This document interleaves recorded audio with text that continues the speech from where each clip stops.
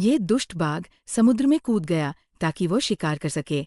किनारे पर खड़ा ताकतवर आदमी ये देखकर जोर से हंस पड़ा, लेकिन उसे क्या पता था कि बाघ एक चक्कर लगाकर उसी की ओर तैरता हुआ आ जाएगा।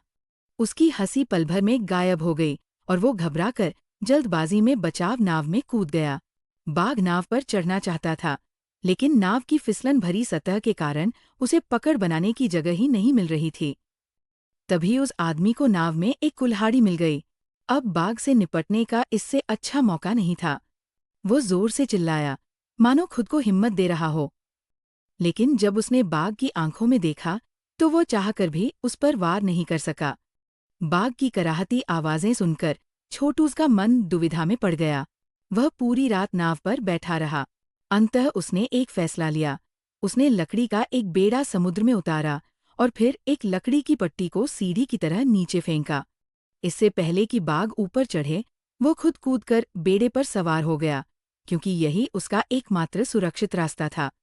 अगली सुबह जब बाघ सो रहा था, छोटू ने बचाव नाव की सारी खाद्य सामग्री और जरूरी सामान बेड़े पर शिफ्ट कर दिए। तभी जब वो सामान गिन रहा था, एक बड़ी मछली अचानक उसके बिछाए जाल में फंस गई। जैसे ही मछली असावधान हुई, छोटू ने तेजी से जाल खींचा और पास रखी कुल्हाड़ी से उसे मार डाला। मछली के शरीर का रंग धीरे धीरे उड़ता गया और छोटू फूट फूट कर रो पड़ा, क्योंकि ये उसकी पहली हत्या थी। ईश्वर से क्षमा मांगने के बाद छोटू ने वह मछली नाव में बैठे बाघ को खिला दी। रात के अंधेरे में समुद्र में हजारों चमचमाती जेलीफिश तैरती दिखाई दी। वह दृश्य छोटू को मंत्रमुग्ध कर गया। तभी एक विशाल व्हेल समुद्र से छलांग लगाकर बाहर आई और उसकी बड़ी लहरों ने बेड़ा पलट दिया। सारा खाना और पानी समुद्र में बह गया। अब उस विशाल समुद्र में बिना खाना और पानी के छोटू को बस मौत का इंतजार था। भूख से बेहाल बाघ ने दोबारा खतरनाक निगाह से उसकी ओर देखा। तभी एक उड़ती मछली आकर छोटू को जा लगी।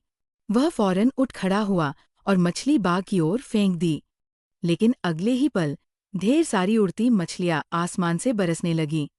खुशी इतनी तेजी से आई कि वह और बाघ मिलकर मछलियां इकट्ठा करने लगे। तभी बाघ ने एक बड़ी मछली पकड़ ली। छोटू जानता था कि अब अपनी जगह साबित करने का समय है।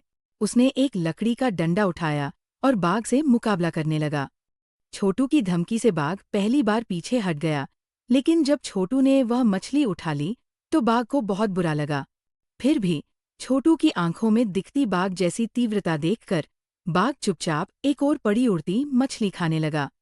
रात को छोटू ने मछली को अच्छे से साफ किया और खाना शुरू किया। यह उसके जीवन के 20 सालों में पहली बार था जब एक शाकाहारी ने मांस खाया।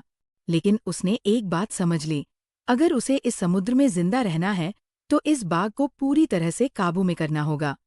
वह एक नुकीला लकड़ी का डंडा लेकर बचाव नाव की ओर गया। उसे करीब आते देख बाघ डर के मारे कांपने लगा और धीरे धीरे दबी आवाज में गुर्राने लगा। लेकिन छोटू ने उसके सामने मछली का टुकड़ा रख दिया। असल में वह बाघ को अपने प्रति भरोसा दिलाना चाहता था। उसने एक और टुकड़ा फेंका और धीरे धीरे बाघ को नाव के कोने की ओर ले गया। अंततः थोड़े डर और थोड़े प्यार से बाघ पूरी तरह काबू में आ गया। आने वाले दिनों में छोटू ने अपने बेड़े पर एक छाव वाला तंबू लगा लिया।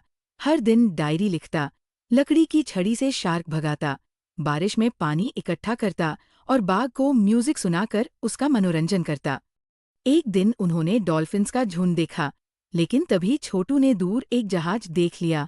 वह तुरंत सिग्नल गन निकालकर मदद की गुहार लगाने लगा, लेकिन सारी कोशिशों के बावजूद जहाज उन्हें नहीं देख पाया। अब फिर वही अकेलेपन के दिन लौट आए। एक दिन समुद्र में भयंकर तूफान आया। छोटू की डायरी उड़ गई। बाघ नाव में कांपता रहा। बिजली की गड़गड़ाहट से वह और भी डर गया। छोटू गुस्से से आकाश की ओर चिल्लाने लगा। एक बड़ी लहर आई और छोटू को समुद्र में पटक दिया। जब वह किसी तरह वापस नाव पर चढ़ा तो उसने देखा कि बाघ भीगकर कांप रहा है। वह तुरंत नाव को ठीक करने में लग गया ताकि बाघ को कुछ राहत मिल सके। जब तूफान थमा तब जाकर उन्होंने चैन की सांस ली। छोटू ने बाघ को अपनी गोद में सुला लिया। इतने दिन की समंदर की यात्रा के बाद अब वे एक दूसरे के लिए जैसे परिवार बन चुके थे। लेकिन अब भी उनके पास ना खाना था, ना पानी और इस अंतहीन समंदर में उनका सामना अब भी मौत से ही था।